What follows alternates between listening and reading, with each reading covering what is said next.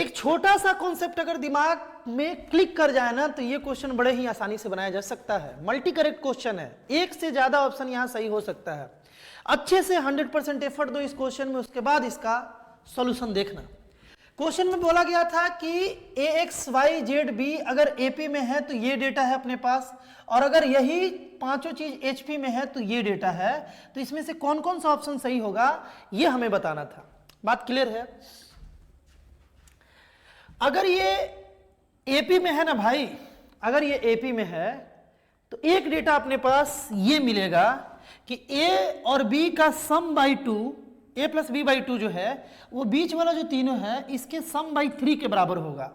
मतलब हम ये बोलना चाह रहे हैं कि अगर ये सब एपी में है तो ए और बी का एवरेज बीच के तीनों के एवरेज के बराबर हो जाएगा, है ना, ये बराबर हो जाएगा। बस इस डेटा को दिमाग में क्लिक कर लेना है, क्वेश्चन बड़ा आसानी से बन जाएगा। देखा जाए, जैसे इसको भी समझा जाए ये कैसे हो गया, बड़ा आसान बात है लेकिन समझा जाए।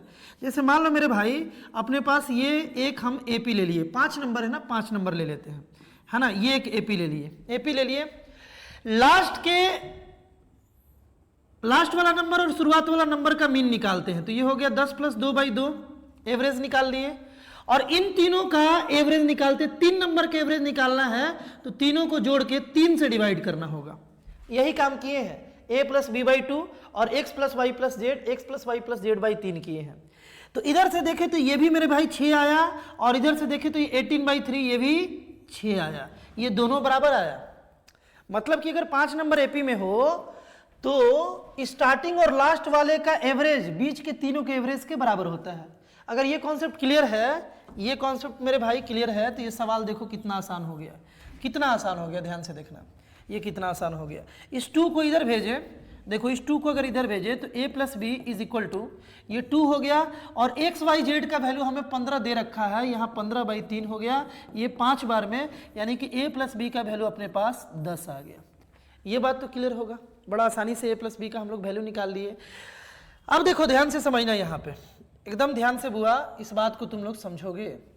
हम ये बोल रहे हैं कि क्वेश्चन में ये बोला गया है ना कि ये सब एचपी में है।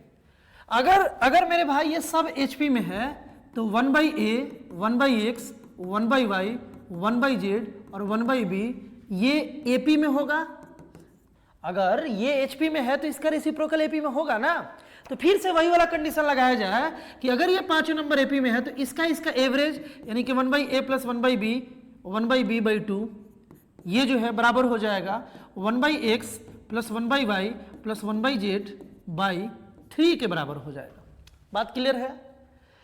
तो इसको अगर हम लोग बनाए तो ये आ गया बुआ ए बी एलसीएम हो गया, ऊपर में a प्लस बी आ गया, और इस 2 को इधर भेजे, है ना। तो 2 इंटू इसका वैल्यू हमें मालूम है, इसका वैल्यू 5/3 है, 5/3 है ना, 5/3/3 हो गया। तो इधर से देखा जाए तो a प्लस बी का वैल्यू हम लोग निकाल चुके हैं मेरे भाई, 10 आ रहा है। तो 10/ab जो है ये आ गया अपने पास 2 इंटू 5/9 आ गया मेरे भाई, है ना। तो देखो ये 10 और ये 10 कैंसिल हो गया। ab का वैल्यू यहां से तुम निकाल पा रहे हो 9, ab का वैल्यू हम लोग 9 निकाल पा रहे हैं। अब आगे देखते हैं, आगे देखते हैं। हम लोगों को a प्लस बी मिल गया और ab मिल गया, ऑप्शन को मिलाते हैं। एक ऑप्शन यहां पर मेरे भाई, एक ऑप्शन यहां पर देखा जाए ना तो सही लग रहा है। देखो a और b का ज्योमेट्रिक मीन, a और b का GM मतलब geometric mean, geometric mean a और b का ज्योमेट्रिक मीन क्या होगा तुम्हें मालूम है, √ab हो जाएगा। तो बोल रहा है a और b का ज्योमेट्रिक मीन 3 आ रहा है क्या, ab का वैल्यू 9 है। यहां पर अगर हम √ab निकालें तो यहां से √9 हो जाएगा, मतलब √ab जो है मेरे भाई ये 3 आ जाएगा, यानी कि ये बात तो सही है। एक ऑप्शन हमें सही मिल गया। ab अगर 9 है तो a और b का ज्योमेट्रिक मीन तो 3 होगा ही होगा ना, तो ये वाला ऑप्शन अपना सही हो गया। आगे देखते हैं, आगे इसको और प्रोसीड किया जाए, और कौन कौन सा ऑप्शन सही हो सकता है। भाई हमें a प्लस बी मालूम है और a भी मालूम है, तो हम लोग जानते हैं ना कि a माइनस बी का वैल्यू हम लोग लिख सकते हैं मेरे भाई a प्लस बी का होल स्क्वायर माइनस यहां पर हम लोगों को 4ab करना पड़ेगा। इस ब्रैकेट को ओपन करेंगे, फिर से यही बात आने वाला है। तो यहां से निकाला जाए तो a माइनस बी का वैल्यू अपने पास कितना आ गया मेरे भाई, a प्लस बी का स्क्वायर यानी कि 100 हो गया। अरे a प्लस बी 10 है, 10 का स्क्वायर 100 हो गया, -4 इंटू ab 9 है, इंटू 9 यानी कि a माइनस बी मेरे भाई 8 हो गया। a माइनस बी जो है प्लस माइनस 8 हो जाएगा, क्योंकि ये जो है ना ये 100 था, a प्लस बी का स्क्वायर 10 का स्क्वायर 100 माइनस 9 4 जा 36, ये 64 आता, प्लस माइनस 8 आ जाता।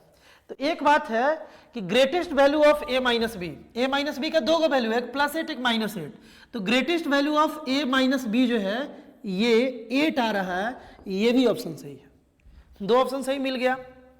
अब देखते हैं हम लोगों का a माइनस बी का वैल्यू जो है मेरे भाई 8 आ गया। अब आगे देखते हैं, हम लोग आगे देखते हैं, a प्लस बी और a माइनस बी मालूम है, तो a और b इंडिविजुअली हम लोग निकाल सकते हैं, दोनों को जोड़ दिया जाए, है ना, इस इक्वेशन और उस इक्वेशन को जोड़ दिया जाए, b और b कैंसिल हो गया, 2a इज इक्वल टू 18 आ गया, 2a इज इक्वल टू मेरे भाई 18 आ गया, 8 और 10 18 आ गया, a इज इक्वल टू अपने पास 9 आ गया, a 9 आ गया।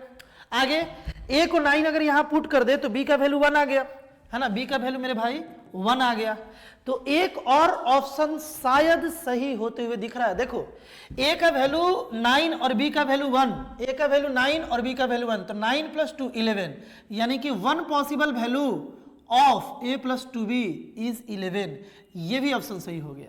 और arithmetic mean of a and b is 6, ये होगा कि नहीं होगा ये देख लिया जाए, है ना। देखो arithmetic mean a plus b का मेरे भाई 5 आएगा ना, 6 कैसे आएगा, a प्लस बी अगर 10 है तो इसका अगर मीन निकालना है a और b का, तो a प्लस बी बाई 2 करेंगे, तो ये 5 आना चाहिए ना, 6 आ रहा है, ये नहीं होगा। यानी कि यहाँ पर मेरे भाई 3 ऑप्शन सही था, option 1 option 2 option 3। Main concept यही था कि इन दोनों को जोड़ करके बाई 2 करें और बीच वाले तीनों का एवरेज निकालें, यानी तीनों को जोड़ के बाई 3 करें तो दोनों बराबर आएगा। उसी इजी वाले कॉन्सेप्ट से ये क्वेश्चन आसानी से हम लोग बना पाए। इस टाइप का और भी कंटेंट जो तुम्हारे जेईई मेंस जेईई एडवांस के सफर को मेरे भाई लगातार आसान बना रहा है, चैनल पर कंटेंट लगातार अपलोड हो रहा है, एक बार चैनल को जरूर विजिट करना।